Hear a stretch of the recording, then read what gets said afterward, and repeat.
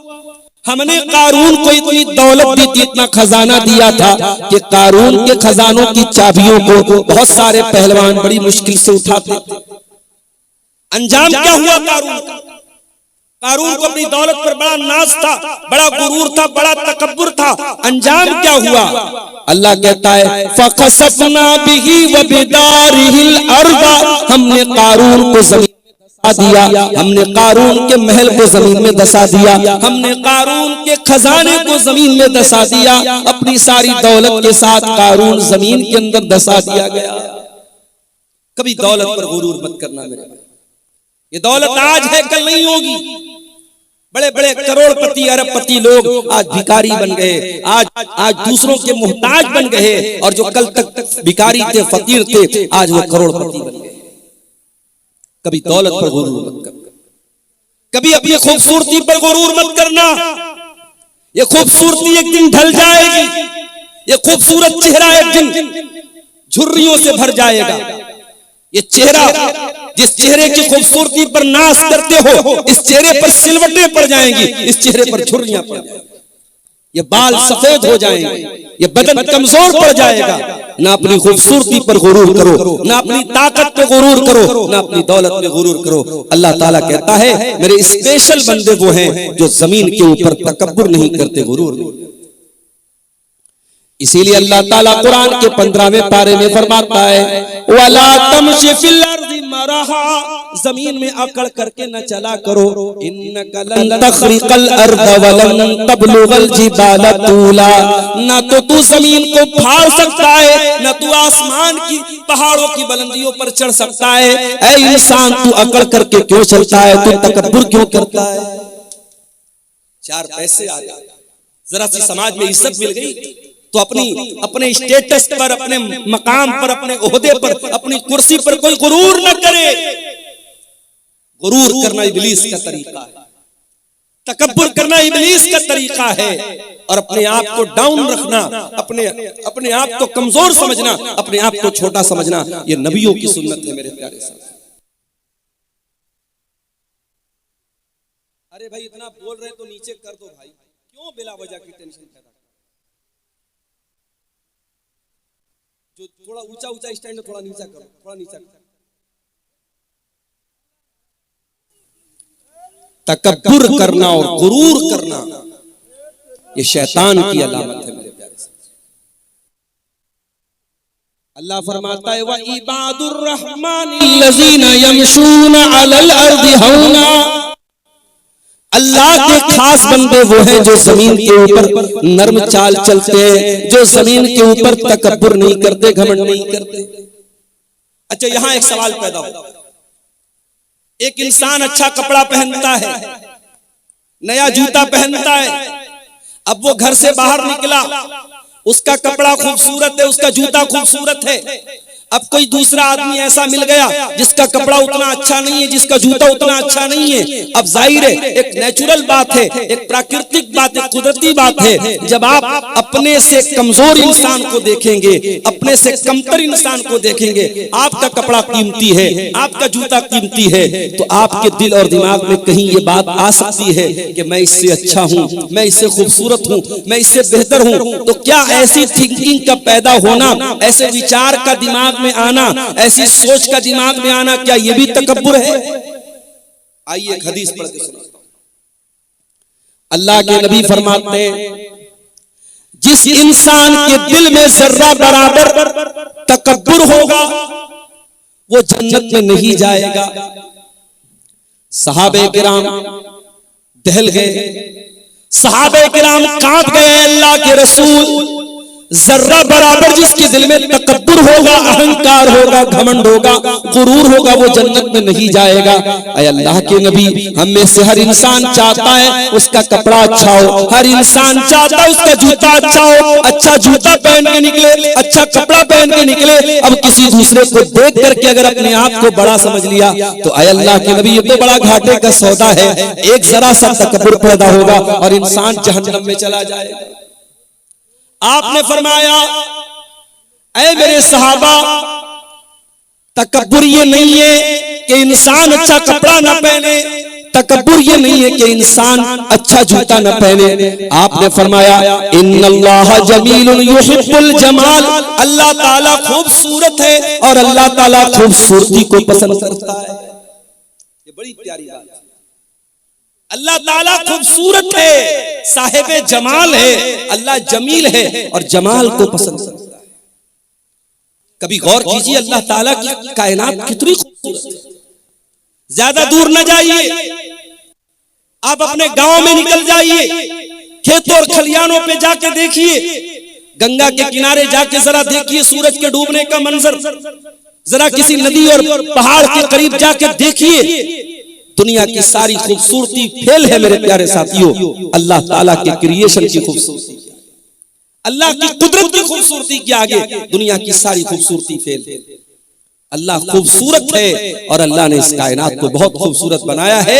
आप अच्छा कपड़ा पहने, अच्छा जूता पहने, इस्लाम को इस पर कोई आपत्ति नहीं है। अल्लाह ताला के नजदीक इसमें कोई हर्ज की बात नहीं। फिर तकब्बुर क्या है?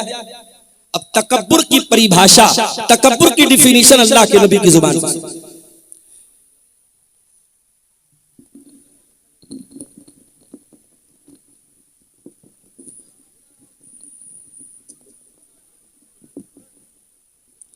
अल्लाह के प्यारे नबी ने फरमाया अल किब्रु बत्रुल हक़्क़ि व गम्तुन नास, तकब्बुर ये है कि तुम हक बात को कबूल न करो, सच्चाई को कबूल न करो।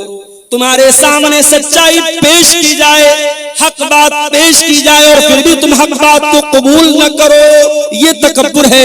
व गम्तुन नास, और तुम लोगों को हकीर समझो, लोगों को अपने से छोटा समझो, लोगों को के ऊपर अपने आप को ऊंचा समझो, सुपीरियर समझो, ये तकब्बुर है और इस तकब्बुर को अल्लाह माफ नहीं करेगा। तो रहमान के बंदे जब जमीन पर चलते हैं तो नरम चाल, ये उनकी पहली पहचान। दूसरी पहचान व इज़ा खातबहुमुल जाहिलून कालू सलामा, और रहमान के बंदों की दूसरी पहचान ये है जब जाहिल उनके मुंह लगते हैं, जब जाहिल उनसे कन्वर्सेशन करते हैं, जब जाहिल उनसे बातचीत करते हैं और जिहालत पर उतर जाते हैं तो ईंट का जवाब पत्थर से नहीं देते, वो शेर का जवाब सवा शेर से नहीं देते, वो जाहिल का जवाब खामोशी से देते हैं, वो सलाम कह करके आगे गुजर जाते हैं। भाई हमारा मिजाज क्या है? हमारा मिजाज तो यही है कि हम किसी से कम थोड़ी, उसने हमें कैसे बोल दिया, उसने हमें कैसे उल्टा सीधा बोल दिया, हम तो ईंट का जवाब पत्थर से देंगे, हम तो शेर का जवाब सवा शेर से देंगे। नहीं, अल्लाह कह रहा है कि मेरे स्पेशल बंदे ऐसे नहीं। वइज़ा खातबहुमुल जाहिलून कालू सलामा, वो जाहिल का जवाब जिहालत से नहीं देते, वो गलत का जवाब गलत से नहीं देते। हमारी अक्सर लड़ाई क्यों होती है? हमारी रिश्तेदारियों में जो फूट पड़ती है, जो दुश्मनी होती है, क्यों होती है? उसने मुझे बोल दिया, उसने मुझे ऐसा कह दिया, उसने मेरे साथ ऐसा कर दिया, उसने अपनी लड़की की शादी में मुझको नहीं बुलाया, उसने अपने यहाँ दावत में नहीं बुलाया, हम भी नहीं बुलाए। यही तो होता है। अल्लाह के नबी के पास एक आदमी आया, उसने कहा अल्लाह के नबी मेरे कुछ रिश्तेदार हैं, मैं उनके साथ अच्छा सलूक करता हूं, व युसीऊन इलैया, वो मेरे साथ बुरा सलूक करते हैं। ऐ अल्लाह के नबी मैं उनके साथ अच्छा मामला करता हूं, वो मेरे साथ जिहालत का मामला करते हैं। मैं उनके साथ नरमी का मामला करता हूं, वो मेरे साथ सख्ती का मामला करते हैं। आपने फरमाया ऐ मेरे सहाबी, जब तक तू इस हाल में, जिस हाल में तू बता रहा है, तब तक अल्लाह ताला की तरफ से एक फरिश्ता बराबर तेरी मदद करता रहेगा। और जब तक तू ऐसा काम कर रहा है, तू अपने उन रिश्तेदारों के मुंह में जहन्नम की राख भर रहा है, जहन्नम की आग भर रहा है, क्योंकि वो तेरे नरमी के मुकाबले में सख्ती करके और तेरे एहसान के बदले बदसलूकी करके वो जहन्नम के हकदार बन रहे हैं, लेकिन तू जन्नत में अपना ठिकाना बना रहा है। ये इस्लाम का अखलाक है। अभी लखनऊ के अंदर क्रिसमस का त्योहार हमारे ईसाई मजहब के लोग मना रहे थे। उनके चर्च के पास दूसरे मजहब के लोग आए और वहां पे हुड़दंग मचाने लगे, बदतमीजी करने लगे। माफ कीजिए, हालांकि वो लोग मुसलमान नहीं थे, लेकिन ये बदतमीजी कि किसी दूसरे मजहब के त्योहार के मकाम पे जाकर अपने मजहब का जो है प्रचार करना और वहां चीखना चिल्लाना, ये अखलाक के भी खिलाफ है और मानवता के भी खिलाफ है। आज मुल्क में नफरत का माहौल इस कदर बढ़ चुका है कि आज कभी मस्जिदों के सामने, कभी चर्च के सामने और कभी किसी दूसरे मजहब की इबादतगाह के सामने जाकर इस तरीके की बदतमीजी। इस्लाम के अंदर इस जिहालत की कोई गुंजाइश नहीं। इस्लाम जाहिलों का मजहब नहीं है, इस्लाम बदतमीजी का मजहब नहीं है, इस्लाम अखलाक का नाम है, इस्लाम किरदार का नाम है, इस्लाम कैरेक्टर का नाम है। मेरे प्यारे साथियों, जाहिल का जवाब भी आपको जहालत से नहीं देना है, गाली का जवाब भी आपको गाली से नहीं। यहूदी बहुत बड़े कमबख्त थे, बहुत बड़े बदतमीज थे, गुस्ताख थे। यहूदी अल्लाह के नबी के पास आते हैं, अस्सलामु अलैकुम कहते हैं, लेकिन जरा सी जबान को घुमा लेते हैं और अस्सलामु अलैकुम कहने के बजाय वो अस्सलामु अलैकुम कहते हैं। देखिए, अरबी जबान बड़ी रिच जुबान है, बहुत रिच लैंग्वेज। अस्सलामु अलैकुम की मीनिंग क्या है? तुम पर सलामती हो, तुम शांति से रहो, तुम समृद्धि से रहो, तुम खुश रहो। और अस्सलामु अलैकुम बोलो तुम मर जाओ। अरबी जबान इतनी रिच लैंग्वेज है कि एक लेटर खत्म हो गया, मीनिंग अपोजिट हो गई। अस्सलामु अलैकुम का मतलब तुम सलामत रहो और अस्सलामु अलैकुम मतलब तुम मर जाओ। यहूदियों ने अस्सलामु अलैकुम कहा, किसको?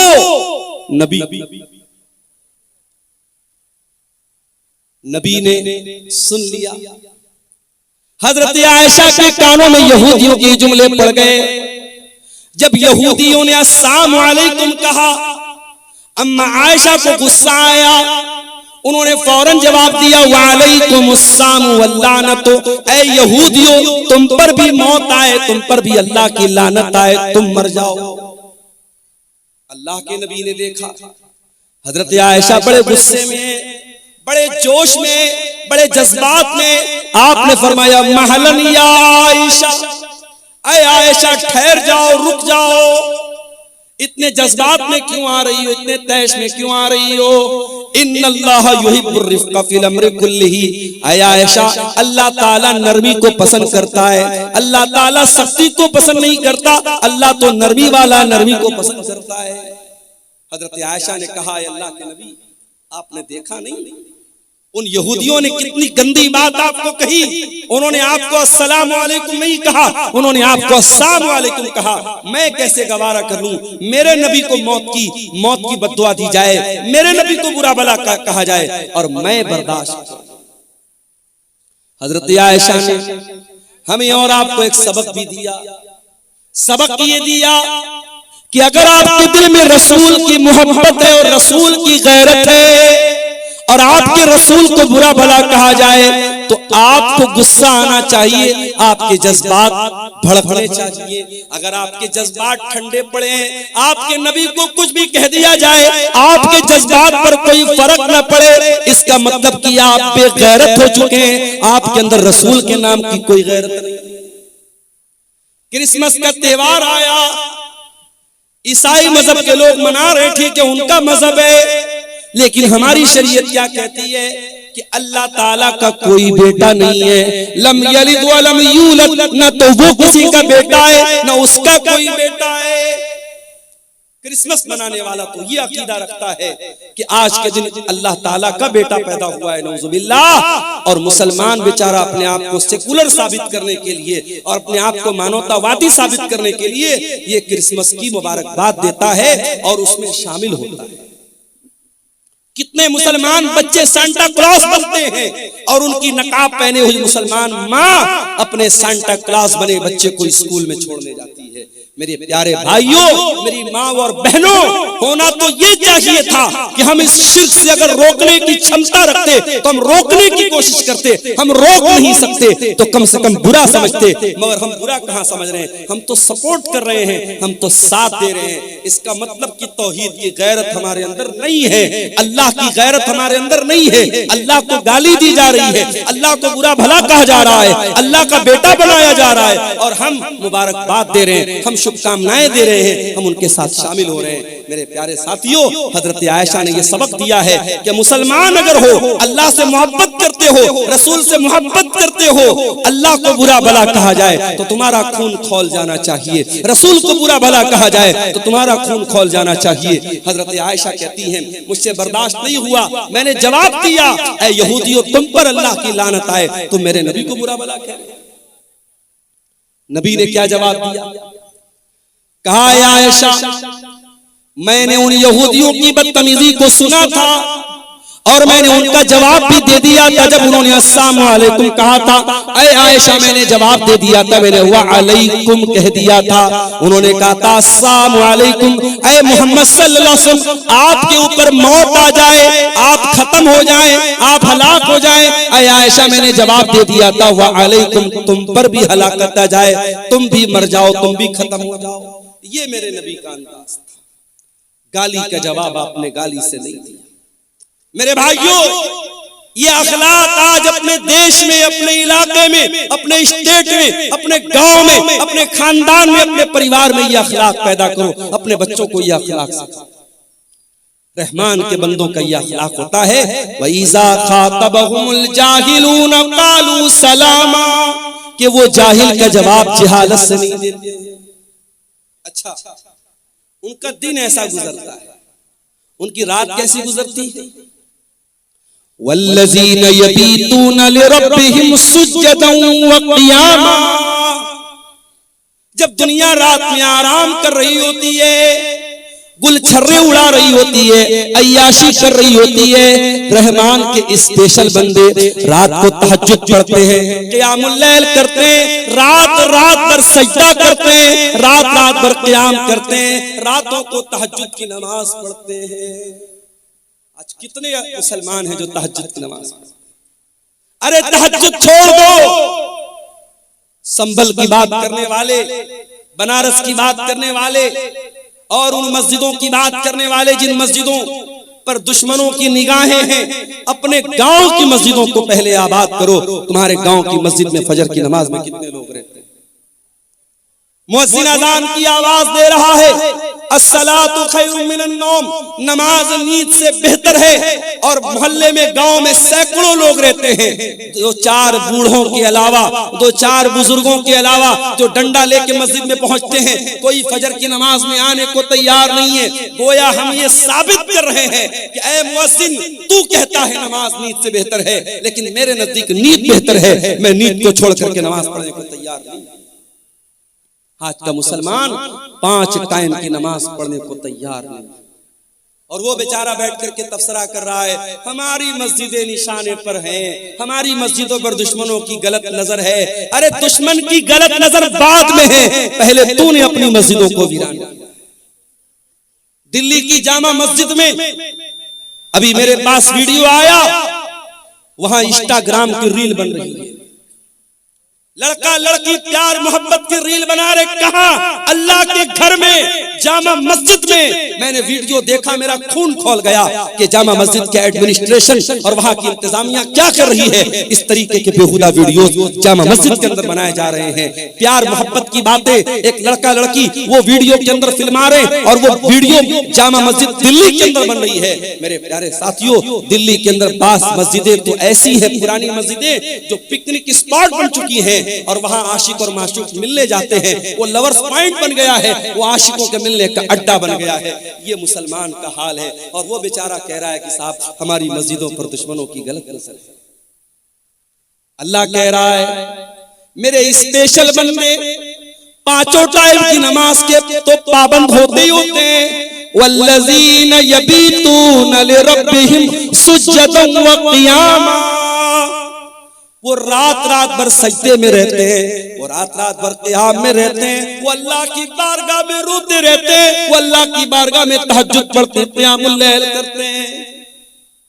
कल जुमा का दिन है, फजर की नमाज में आप मस्जिद में जाएंगे, अगर इमाम साहब को मसला मालूम है, सुन्नत का तरीका मालूम है, इमाम साहब पहली रकात में सूरह सजदा पढ़ाएंगे, दूसरी रकात में सूरह दहर पढ़ाएंगे। सूरह सजदा की तिलावत जब आप सुनेंगे, सूरह सजदा में ये आयत भी इमाम साहब तिलावत करेंगे।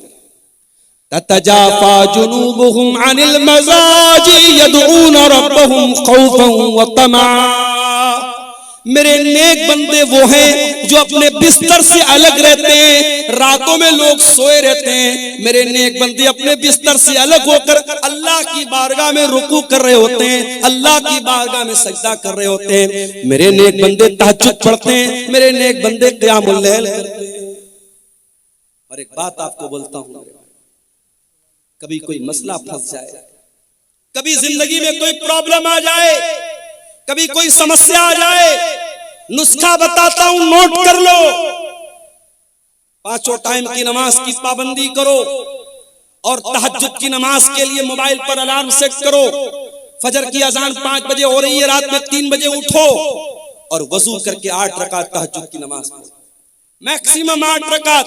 अगर 8 रकात पढ़ने की ताकत नहीं तो 6 भी पढ़ सकते हो, 6 की ताकत नहीं तो 4 भी पढ़ सकते हो, 4 की ताकत नहीं तो 2 भी पढ़ सकते हो। मिनिमम 2 रकात, मैक्सिमम 8 रकात तहज्जुद की नमाज पढ़ो और उसके बाद अल्लाह के सामने अपनी झोली फैला दो। आए अल्लाह, शादी को 8 साल हो गए, तेरा बंदा औलाद की नेमत से महरूम है। आए अल्लाह, मेडिकल चेकअप करा लिया, डॉक्टर्स की रिपोर्टें नॉर्मल हैं, डॉक्टर का इलाज दुरुस्त है। आए अल्लाह, मेरे मेरे मेरे घर में बच्चे की किलकारी नहीं गूंज रही है, मेरी बीवी की गोद सूनी है। आए अल्लाह, मुझे औलाद की नेमत से नवाज दे। मेरे प्यारे साथियों, ये तजर्बा और मुशाहदा जो उलमा का और नेक लोगों का रहा है वो मैं आपको बता रहा हूँ। तहज्जुद की नमाज में आप तहज्जुद की नमाज पढ़ने के बाद अल्लाह से वो चीजें मांगिए जो असंभव है, जो नामुमकिन है। अल्लाह ताला उस असंभव और नामुमकिन को भी इंशाअल्लाह मुमकिन। तजर्बे और मुशाहदे की बात बता रहा हूं, क्योंकि वो वक्त ऐसा है मेरे प्यारे साथियों जब अल्लाह खुद आसमान दुनिया पर नाजिल होता है और अल्लाह खुद कहता है अपने बंदों से, मांगो मुझसे, मैं तुम्हारी पुकार को सुनूंगा, मुझसे मग़फ़िरत तलब करो, मैं तुम्हें माफ कर दूंगा, मुझसे सवाल करो, मैं तुम्हें दूंगा। अल्लाह देने के लिए उतरा है, अल्लाह दे रहा है। और मेरे प्यारे साथियों, हम इतने बदनसीब हैं, हम उस मुबारक वक्त को, उस अजीम घड़ी को हम उसको खो देते हैं। मेरे प्यारे साथियों, तहज्जुद की नमाज आपको बहुत कुछ ऐसा देगी जो आपको सोच के भी बाहर है, आपके तसव्वुर से भी बाहर है। अल्लाह कह रहा है, मेरे स्पेशल बंदे रातों को तहज्जुद की नमाज पढ़ो। और आगे बढ़िए। अच्छा, तहज्जुद पढ़ते हैं इसका मतलब नेक लोग हैं। अब जब नेक लोग हैं तो उनको तो अपने आप पर एक खुशी होनी चाहिए कि साहब हम तो तहज्जुद पढ़ने वाले हैं, जन्नत तो हमारे बाप की होगी, जन्नत में तो हमारा रिजर्वेशन हो गया। नहीं, तहज्जुद पढ़ने के बावजूद अल्लाह के अजाब से डरते रहते।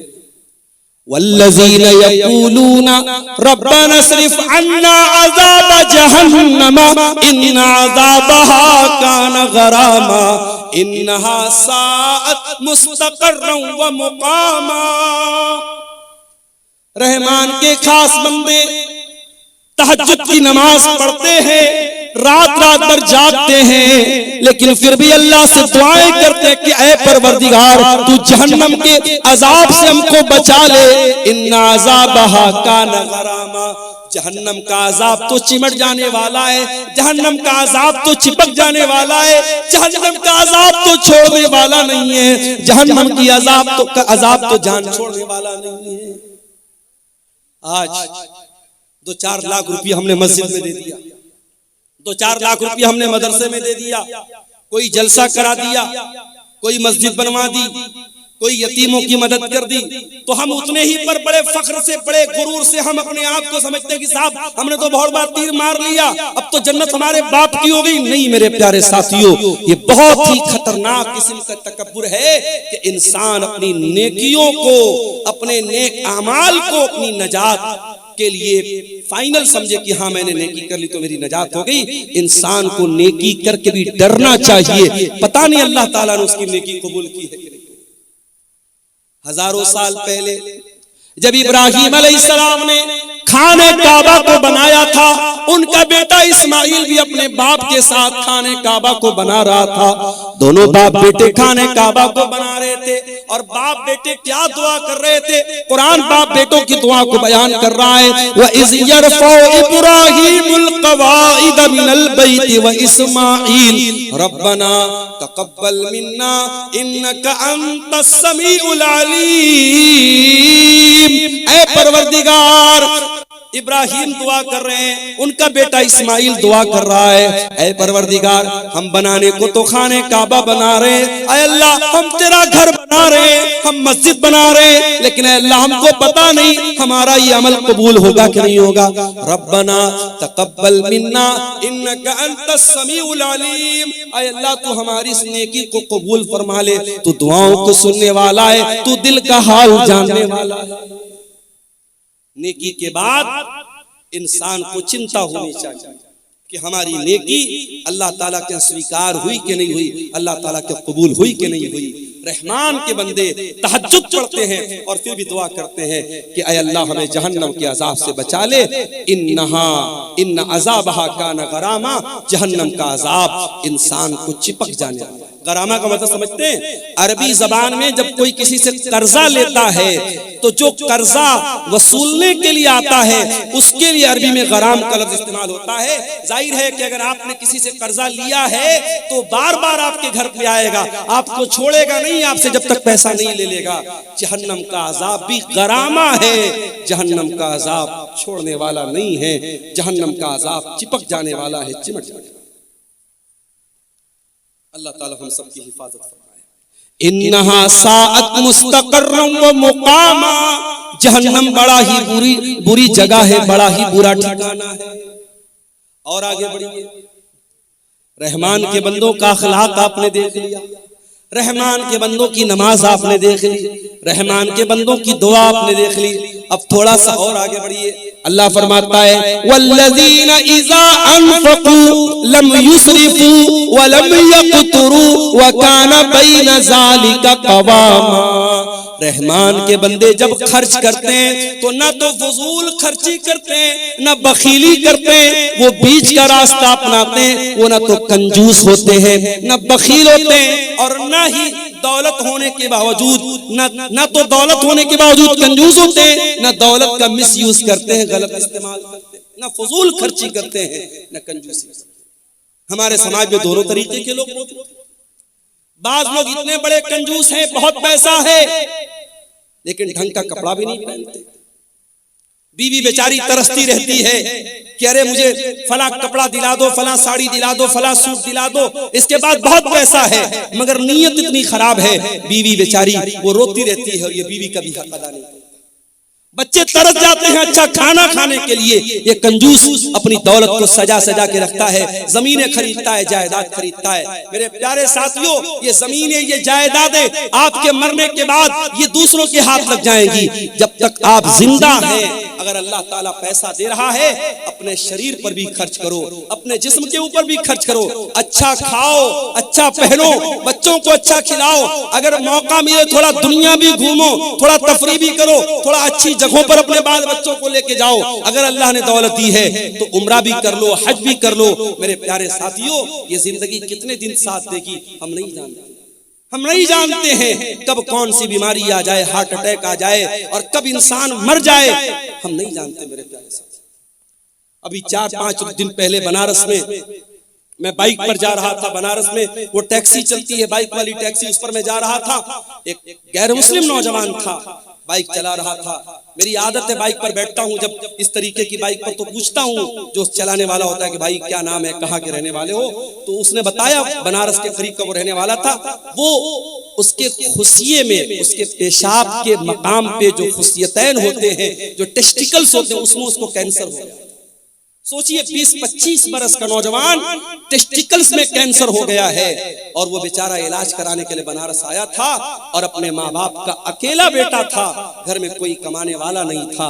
वो बेचारा कैंसर के मर्ज से जो दो चार था, और वो बनारस में बाइक चला करके अपना इलाज का खर्चा निकालने की कोशिश कर रहा है। उसकी हालत देख करके मेरे भाइयों मुझे बड़ा तरस आया, और मैं सोचने लगा कि सोचो ये इंसान जो इस कदर खतरनाक बीमारी में मुब्तला है, ये भी बेचारा बाइक चला रहा है सिर्फ इसलिए ताकि 4 पैसे आ जाएं और मेरे इलाज की में आसानी हो जाए। दुनिया में मेरे प्यारे साथियों, इस तरीके के बहुत सारे लोग भरे पड़े हैं। कौन सी बीमारी, कौन सा एक्सीडेंट, कौन सा हादसा आ जाए और जिंदगी खत्म कर दे, हम नहीं जानते। जब तक जिंदगी है, तंदुरुस्ती है, उसका सही इस्तेमाल करो। दौलत है, उसका सही इस्तेमाल करो। कंजूस भी मत बनो, बखील भी मत बनो। बीवी का हक अदा करो, बच्चों का हक अदा करो।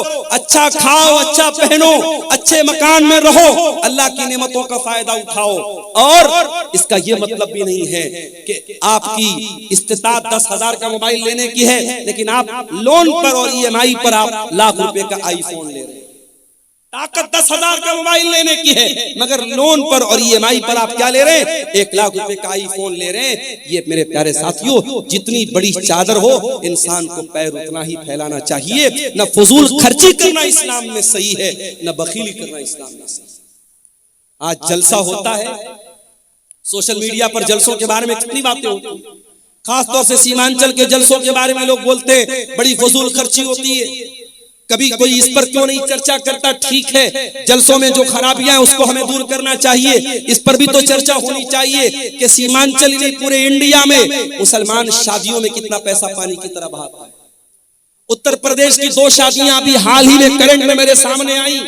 सिद्धार्थनगर में शादी हुई, मुसलमान लड़का बारातियों पर पैसा लुटा रहा है और 20 लाख रुपया उसने बारातियों पर नोटों की गड्डियां उसने उड़ा दी। 20 लाख रुपया उसने पानी की तरह बहा दिया।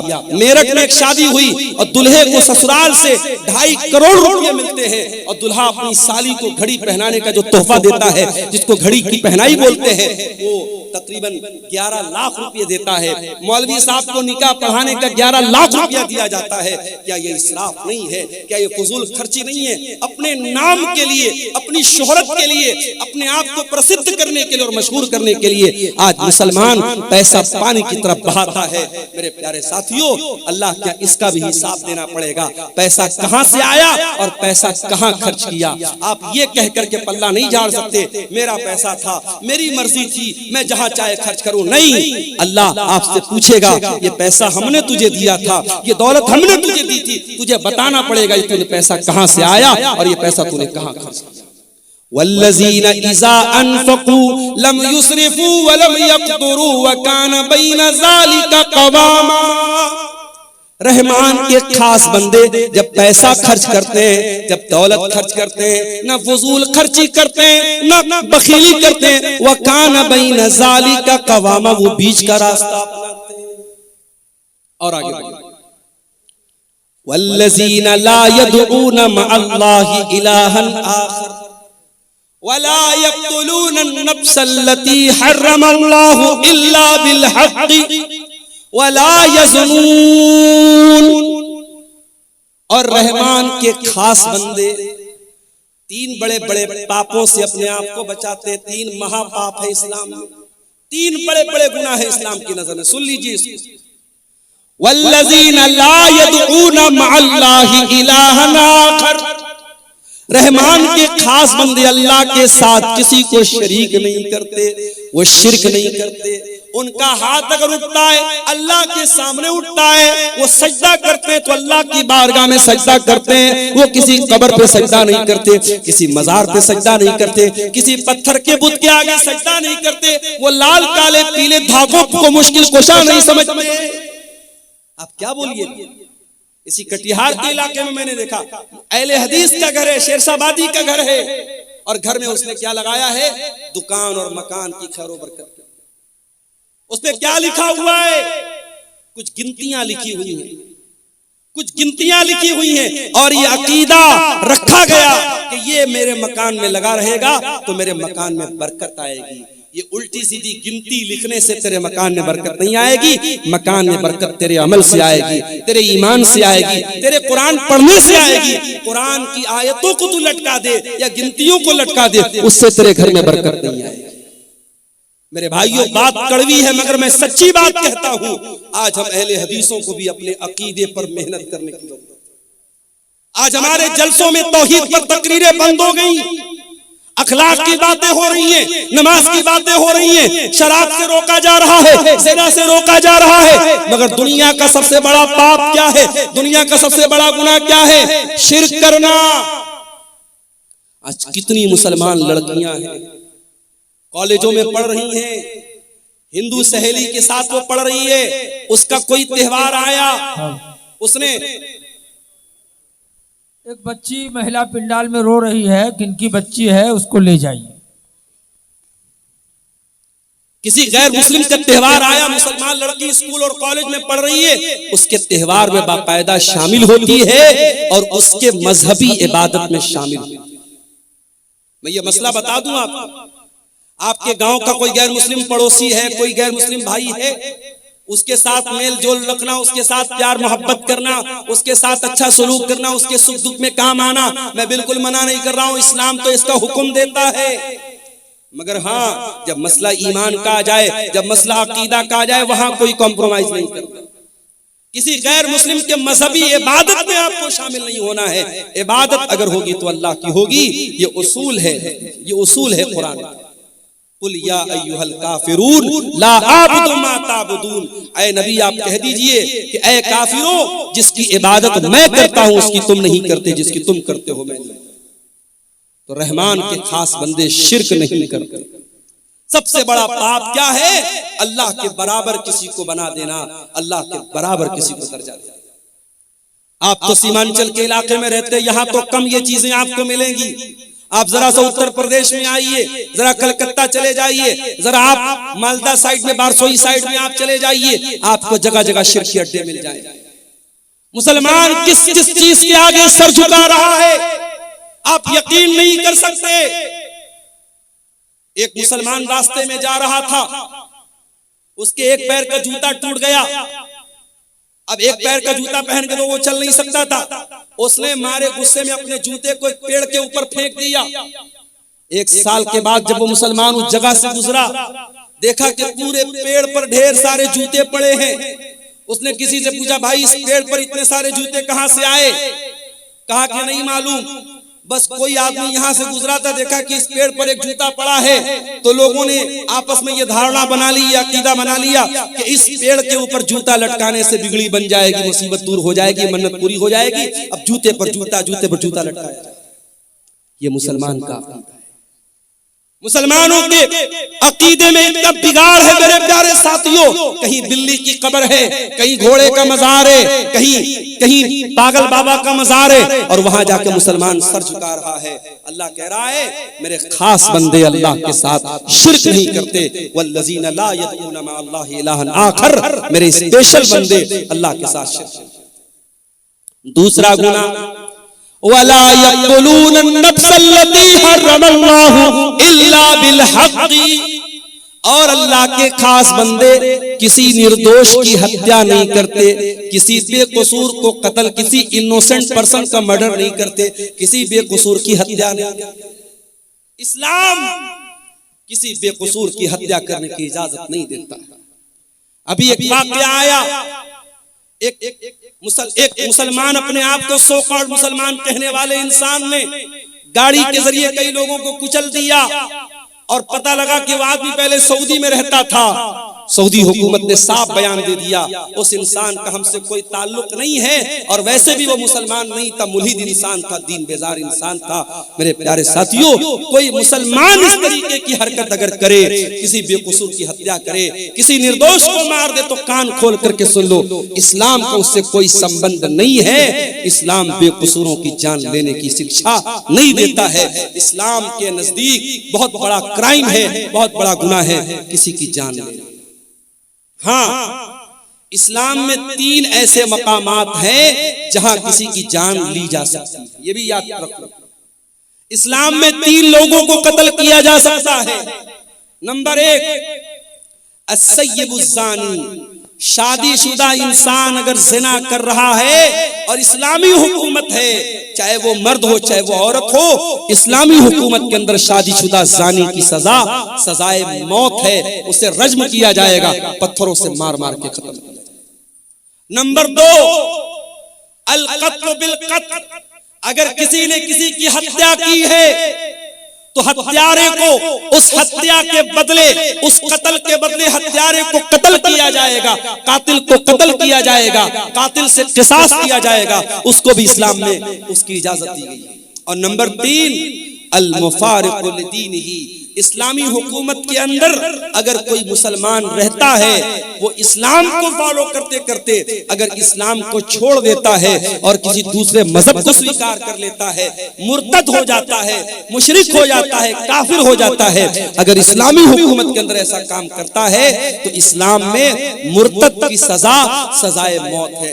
इस्लाम ये कहता है अगर आप इस्लामी हुकूमत में रहते हैं, आप इस्लाम को छोड़ के किसी और मजहब पर अमल करते हैं, कोई मसला नहीं है, आप रह सकते हैं। लेकिन अगर आप इस्लाम को फॉलो करते हैं और इस्लामी हुकूमत के अंदर रहते हुए आप अगर मुर्तद होते हैं, अल्लाह के दीन को छोड़ करके कोई और दीन अपनाते हैं, तो फिर ये माफी के लायक जुर्म नहीं है, ये माफ करने के लायक अपराध नहीं है, और इस्लामी हुकूमत में उसकी सजा सजाए मौत है। ये 3 गुनाह ऐसे हैं जिन पर इस्लाम में कत्ल करने की इजाजत दी गई है। अल्लाह कह रहा है वला यक़तुलून नफ्सल्लती हर्रमल्लाहु इल्ला बिल हक़्क़ि, मेरे नेक बंदे वो हैं, मेरे स्पेशल बंदे वो हैं जो किसी निर्दोष की हत्या नहीं करते, वला यज़नून, और जिना नहीं करते।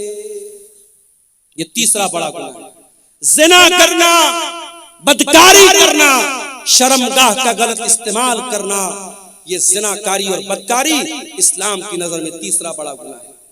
इसीलिए जब अल्लाह के नबी से पूछा गया, आय अल्लाह के नबी अय्युज़्ज़म्बि आज़मु इंदल्लाह, अल्लाह के नजदीक सबसे बड़ा गुनाह क्या है? आपने फरमाया अन तजाला लिल्लाहि निद्दन व हुवा खलक़क, सबसे बड़ा गुनाह यह है कि तुम अल्लाह के बराबर किसी को करार दे दो।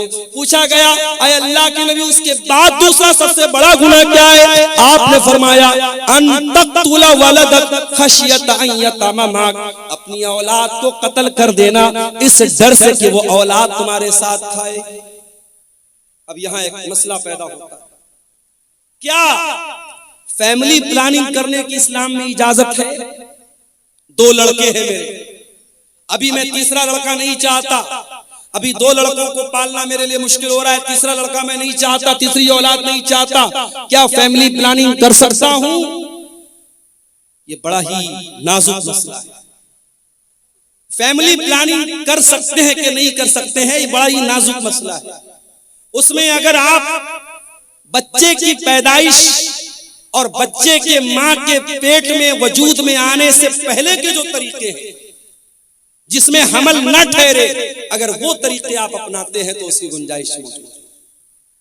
अगर आप कोई परमानेंट ऐसा जैसे नसबंदी हो जाती है, ये गलत है, या बगैर किसी मजबूरी के औरत का ऑपरेशन करा दिया जाए, ये गलत है। अगर वक्ती तौर पर और आरजी तौर पर अगर हमल न ठहरे, इसके लिए कोई तदबीर अपनाई जाए, उसकी गुंजाइश तो मौजूद है।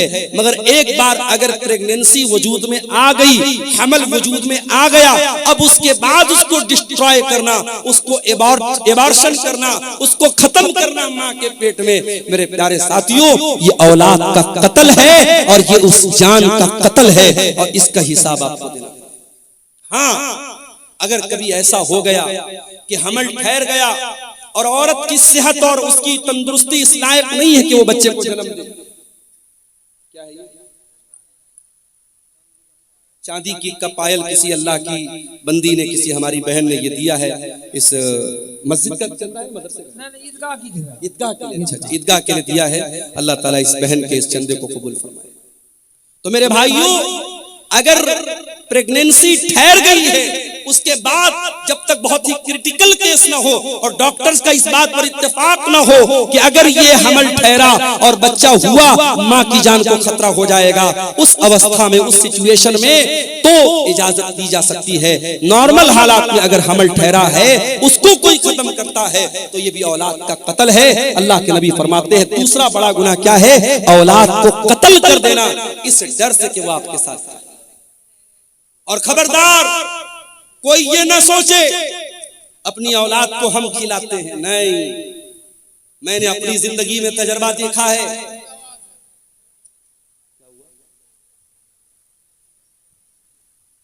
मेरी 3 बेटियां हैं, 2013 में शादी हुई, 14 में मेरी बड़ी बेटी पैदा हुई। मैंने जिंदगी में अपना तजर्बा मैं आपको बता रहा हूं, मैंने महसूस किया है, खास तौर से बेटी जब पैदा होती है, इंसान अपनी जिंदगी में, अपनी रोजी रोटी में, अपने कारोबार में, अपनी मईशत में बरकत महसूस करता है। औलाद अपना मुकद्दर लेके आती है। आप खबरदार ये मत सोचिए कि आप अपनी औलाद को खिलाते हैं। आपको भी खिलाने वाला अल्लाह है और आपकी औलाद को भी खिलाने वाला अल्लाह है।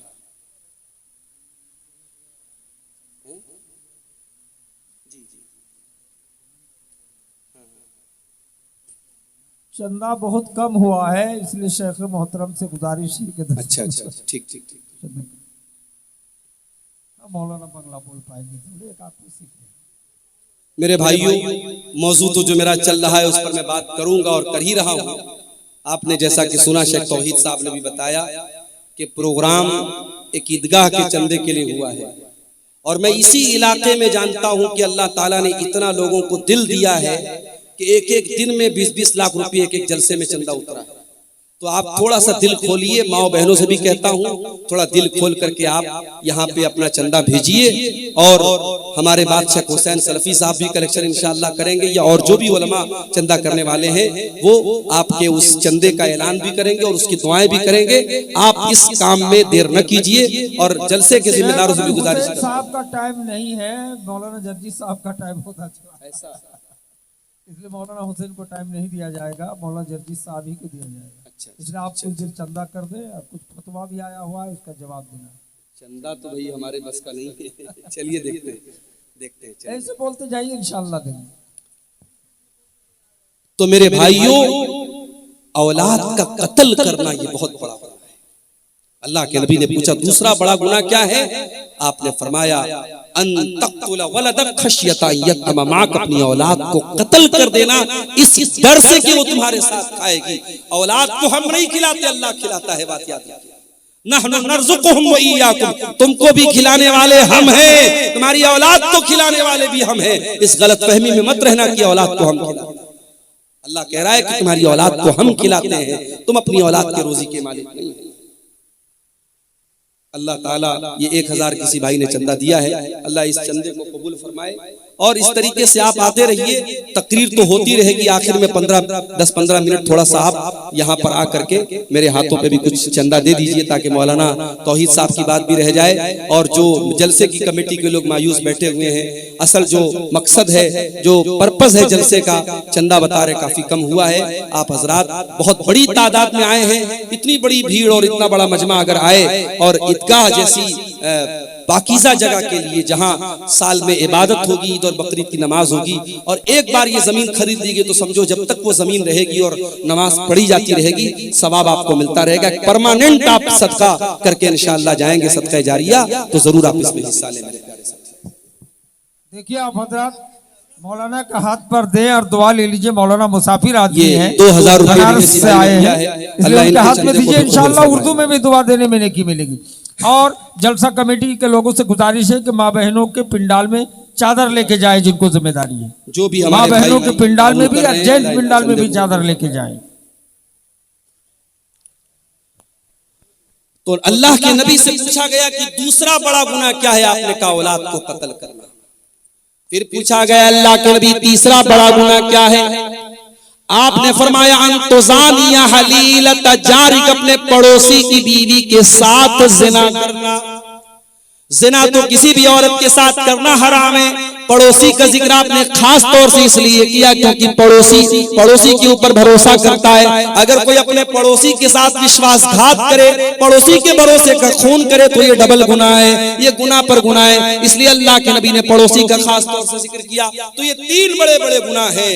रहमान के खास बंदे न तो शिर्क करते हैं, न कत्ल करते हैं, न जिना करते हैं। और अल्लाह आगे क्या कहता है? वमन यफअल ज़ालिका यल्का सामा, और जो भी इंसान शिर्क करेगा, किसी निर्दोष की हत्या करेगा या ज़िना करेगा, वो बहुत बड़ी मुसीबत उठाएगा और बहुत बड़े गुनाह में पड़ जाएगा।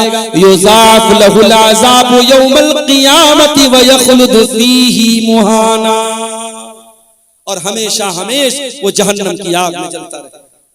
लेकिन हाँ, ज़िना करने वाला भी तौबा कर ले। दुनिया वाले कहते सुबह का भूला शाम को लौट जाए, तो भूला नहीं कहते। अल्लाह कह रहा है अगर जिना करने वाला, कत्ल करने वाला, शिर्क करने वाला भी सच्ची तौबा कर ले, मैं उसे स्वीकार करने को तैयार हूं, मैं उसे कबूल करने को तैयार हूं। इल्ला मन ताबा व आमना व अमिल अमलन सालिहा फउलाइका युबद्दिलुल्लाहु सय्यिआतिहिम हसनात व काना अल्लाहु गफूरर रहीमा। जो तौबा करेगा, जो ईमान लाएगा और जो नेक अमल करेगा, अब तक जितना गुनाह किया गुनाह कर लिया, अब तक जितना गलत काम किया कर लिया, अब तौबा कर लिया और ईमान के रास्ते पर आ गया और नेक अमल कर लिया, तो अल्लाह क्या कहता है, हम ऐसे लोगों के गुनाहों को नेकी में बदल देंगे। अब तक जितने क्राइम किए, जितने गुनाह किए, जितने पाप किए, हम उनके पापों को, उनके गुनाहों को माफ कर देंगे और उसको ट्रांसफर कर देंगे नेकियों में। मेरे प्यारे साथियों, तौबा का एक तरीका ये भी है, इंसान नमाजें पढ़े, सदका खैरात करे, अल्लाह की राह में अपनी दौलत और अपने माल को खर्च करे।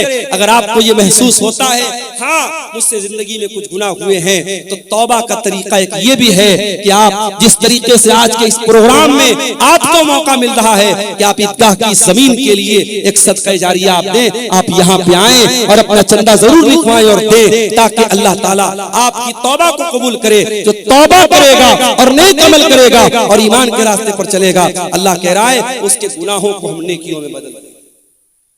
वमन ताबा व अमिल सालिहन फइन्नहु यतूबु इलल्लाहि मताबा। और जो इंसान तौबा करता है वो सही रास्ते पर वापस पलट जाता है, वो अपनी गाड़ी को यूटर्न लेकर के सही रास्ते पर आ जाता है।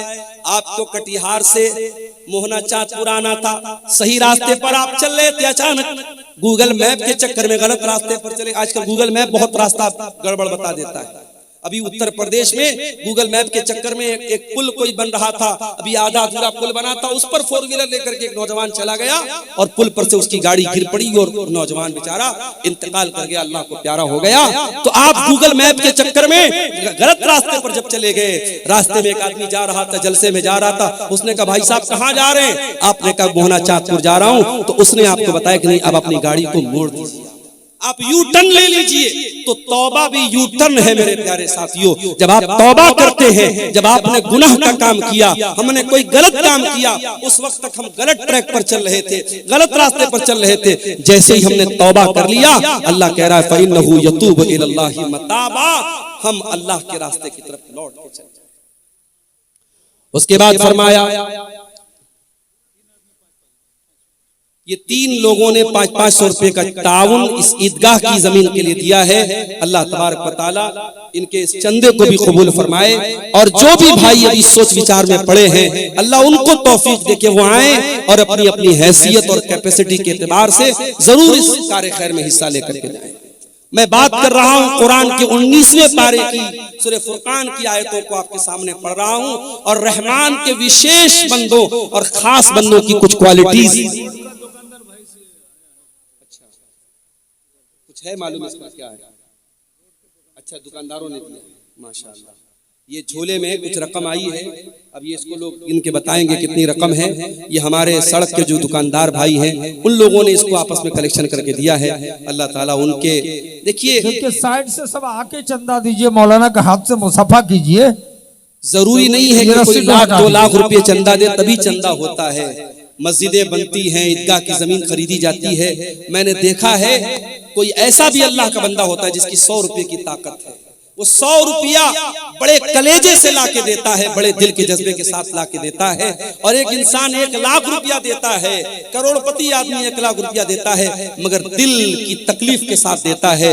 अल्लाह के यहाँ उस करोड़पति का दिया हुआ 1 लाख रुपये का चंदा वो 19 पड़ जाता है और वो 100 रुपये का चंदा उस गरीब इंसान का अल्लाह के उसका मकाम ज्यादा बुलंद हो जाता है। इसलिए मेरे प्यारे साथियों, ये न समझना कि हम तो कोई छोटा मोटा हम क्यों अमाउंट देने जाएं। आप जो भी हो रहा है, यहाँ स्टेज पर लोग बैठ करके चंदा का कलेक्शन कर रहे हैं, आप आइए। मुझे मुनासिब नहीं लग रहा है, मौजू के बीच में बार बार डिस्टरबेंस भी हो रहा है, लेकिन मैं चाहता हूँ कि जलसे वालों की बात भी रह जाए। आप आकर के जरूर इस ईदगाह में अपना ताउन कीजिए। हमारी जलसा कमेटी के लोग भी चादर लेके जा रहे हैं और खवातीन में भी, महिला पिंडाल में भी मैं गुजारिश करता हूँ कमेटी के लोगों से वहाँ 2-4 औरतों को सौंप दीजिए और चादर में आप लोग जो ताउन कर सकते हैं करें। मुझे मुनासिब नहीं लग रहा है बीच में बार बार मौजू को टॉपिक टॉपिक को छोड़ करके चंदे की बात करना।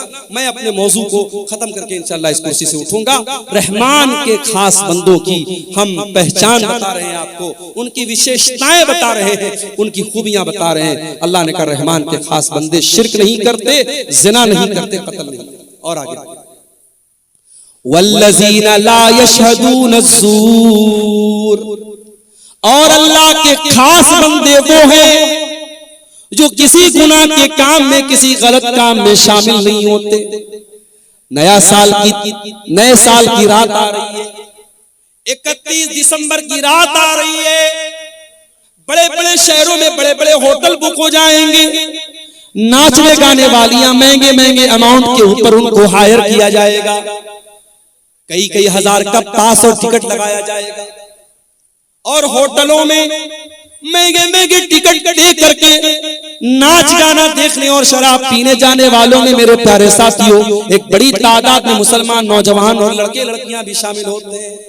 कुरान क्या कहता है, वल्लज़ीना ला यशहदून ज़ूर, अल्लाह के खास बंदे झूठी गवाही नहीं देते और किसी गलत काम में शामिल नहीं होते। व इज़ा मर्रू बिल्लग़्वी मर्रू किरामा, और जब वो किसी लग़्व चीज के पास से गुजरते हैं तो शराफत से गुजर जाते हैं।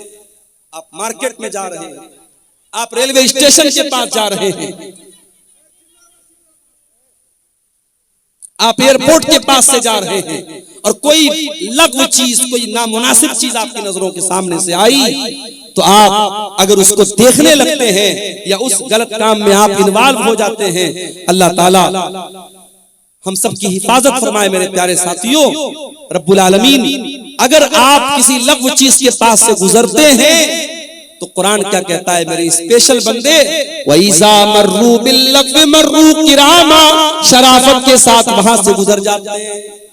उसके बाद फरमाया वइज़ा ज़ुक्किरू बिआयाति रब्बिहिम लम यखिर्रू अलैहा सुम्मन व उमियाना, वल्लज़ीना इज़ा ज़ुक्किरू बिआयाति रब्बिहिम, और रहमान के खास बंदों की एक पहचान ये भी है, जब उनके सामने कुरान पढ़ा जाए, जब उनके सामने उनके रब की आयतें पढ़ी जाए, वो अंधे और बहरे बन करके, वो गूंगे और बहरे बन करके नहीं गिर पड़ते।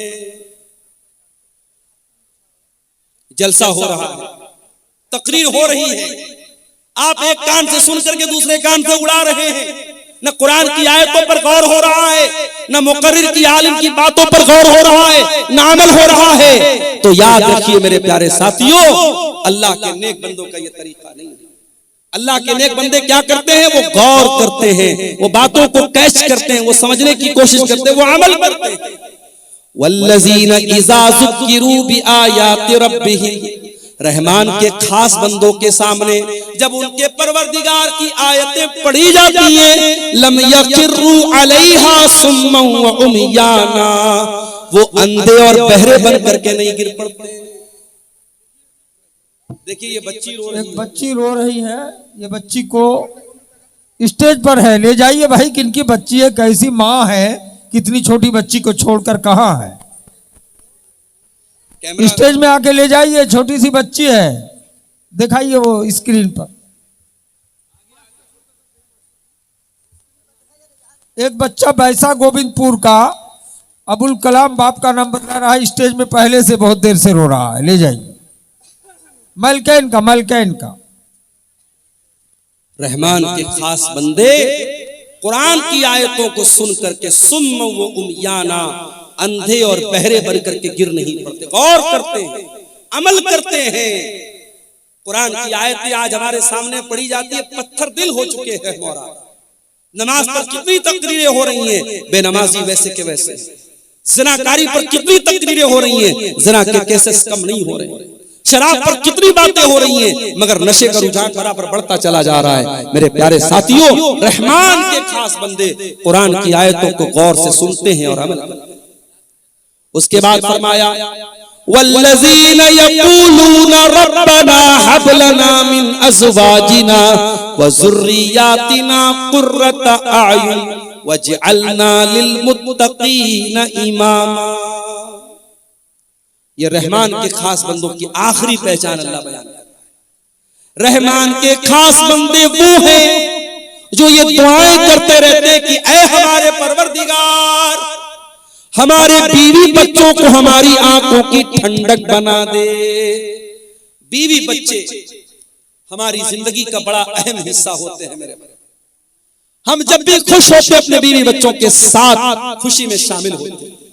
हम किसी अच्छी जगह घूमने फिरने जाते हैं, अपने बीवी बच्चों को शामिल करते हैं कि अपने बीवी बच्चों को जहन्नम की आग से बचाने की चिंता हमारे दिल और दिमाग में पैदा नहीं होती मेरे भाई।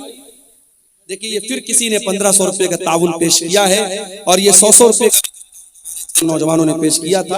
अल्लाह ताला इन तमाम चंदा देने वालों के चंदे को और दान देने वालों के दान को अल्लाह कबूल फरमाए। अल्लाह इनकी जायज मुरादों को पूरी फरमाए।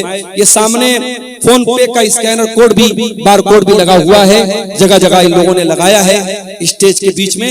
आप हजरात जो ऑनलाइन भी पेमेंट करना चाहें जरूर इस ईदगाह की जमीन के लिए करते हुए जाएं। तो रहमान के खास बंदे अपने बीवी बच्चों के लिए दुआ करते हैं। अगर आपकी बीवी दीनदार नहीं है, आपका बच्चा अगर दीन पर नहीं है, तो कम से कम कुछ नहीं कर सकते। रजाकार हजरात से गुजारिश है कि 10 मिनट के अंदर हजरत मौलाना जर्जीस साहब इटावा उनको ले आए स्टेज में। 10-15 मिनट के अंदर मौलाना जर्जीस साहब को स्टेज में ले आए। तब तक मौलाना अब्दुल गफ्फार के बाद मौलाना मुश्ताक साहब बंगला में 10-15 मिनट ईदगाह के लिए चंदा करेंगे बंगला जबान पे, जो देना चाहें दे सकते हैं। रहमान के खास बंदे अपने बीवी बच्चों की चिंता करते हैं। अपने बीवी बच्चों के कपड़े की चिंता तो हम सब करते हैं, बच्चों की दुनिया के फ्यूचर की चिंता तो हम सब करते हैं, लेकिन मेरे प्यारे साथियों ये जमीन, ये जायदाद, ये रुपया, ये पैसा, ये जेवर, ये कपड़ा हमारे बीवी बच्चों की दुनिया में काम आएगा। अपने बच्चों की, अपने बीवी की आखिरत को बनाने के लिए आपने क्या किया?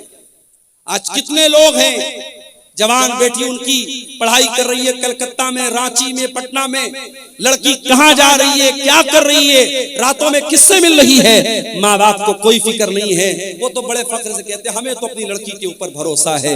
मेरे प्यारे साथियों, भरोसे के नाम पर आंख मूंद लेना और अपनी बेटियों को, अपनी नादान बेटियों को बुराई के अड्डों पे डाल देना, ये अक्लमंदी का सौदा नहीं है, ये फायदे का सौदा नहीं है।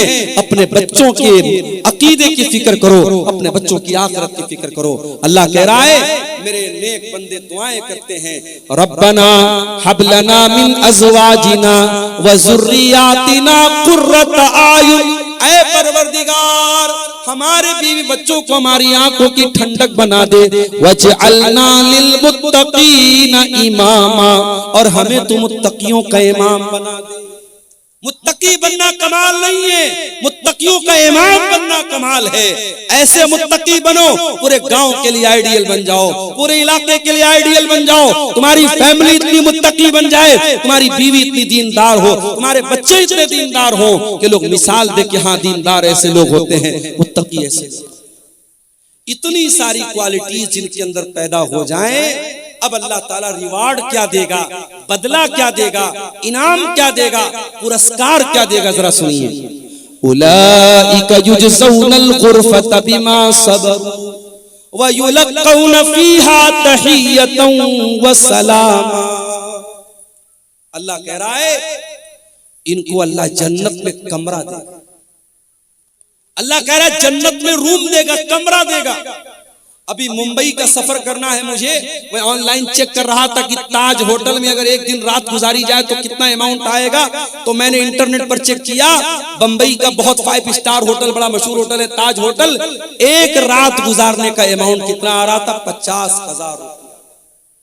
50,000 रुपया एक रात का चार्ज है ताज होटल का, जो हमारे मुंबई शहर का बहुत 5 स्टार होटल है, बहुत बड़ा होटल है। लोग चाय पीने जाते हैं ताज होटल में, लोग बताते हैं 700-800 रुपए की एक चाय होती है। जब दुनिया के 5 स्टार होटलों की इतनी उनकी रौनक है, कि एक एक रात का 50-50 हजार रुपया चार्ज लोग देते हैं और वहां रात गुजारते हैं। तो सोचो मेरे भाइयों, जन्नत तो हमारे तसव्वुर और हमारे इमेजिनेशन से कहीं ज्यादा खूबसूरत है। और जन्नत के कमरे कैसे होंगे, और जन्नत के महल कैसे होंगे, और जन्नत के खाना पीना कैसा होगा, हम तो तसव्वुर भी नहीं कर सकते। अल्लाह कह रहा है ये क्वालिटीज अगर आपके अंदर पैदा हो जाएं, उलाइका युजज़ौनल गुरफत बिमा सबरू, ऐसे नेक बंदों को उनके सब्र का फल मिलेगा। अल्लाह उनको जन्नत में दाखिल करेगा और जन्नत में फरिश्ते उनको सलाम करेंगे, फरिश्ते उनको सैल्यूट करेंगे। खालिदीन फीहा, और वो जन्नत में हमेशा रहेंगे। हसनत मुस्तक़र्रम व मुक़ामा, और जन्नत बहुत ही बेहतरीन ठिकाना है और बहुत ही बेहतरीन जगह है। मेरे अजीजों, ये चंद बातें मैंने आपके सामने सूरह फुरकान के हवाले से, कुरान के 19वें पारे के हवाले से आपके सामने रखी है। रहमान के खास बंदों की पहचान। मैं चाहता हूं कि ये जो पहचान अल्लाह ताला ने बयान की है, इन पहचान और इन विशेषताओं को हम सब भी अपना लें, ताकि अल्लाह ताला ने जो रिवार्ड दिया है, जो बदला दिया है, अल्लाह ताला उन नेक लोगों में हमको भी शामिल फरमा दे। मेरे भाइयों, ये जाते जाते जो भाई इस ईदगाह के लिए ताउन करके जा रहे हैं, अल्लाह ताला इन भाइयों के इस चंदे और ताउन को भी कबूल फरमाए। और मजीद जो भाई अब तक पीछे रहे हैं, माओ बहनों से भी गुजारिश करता हूं, मौलाना जर्जी साहब थोड़ी देर में आएंगे, उसके पहले पहले एक बेहतरीन तकरीर तो आप सुनेंगे। उसके पहले पहले जो भी आप इस ईदगाह के लिए आप चंदा दे सकते हैं, ताउन दे सकते हैं, वो जरूर करके जाएं। हम अल्लाह से दुआ करते हैं, रब्बुल आलमीन अपने खास बंदों में, अपने रहमान को अपने विशेष बंदों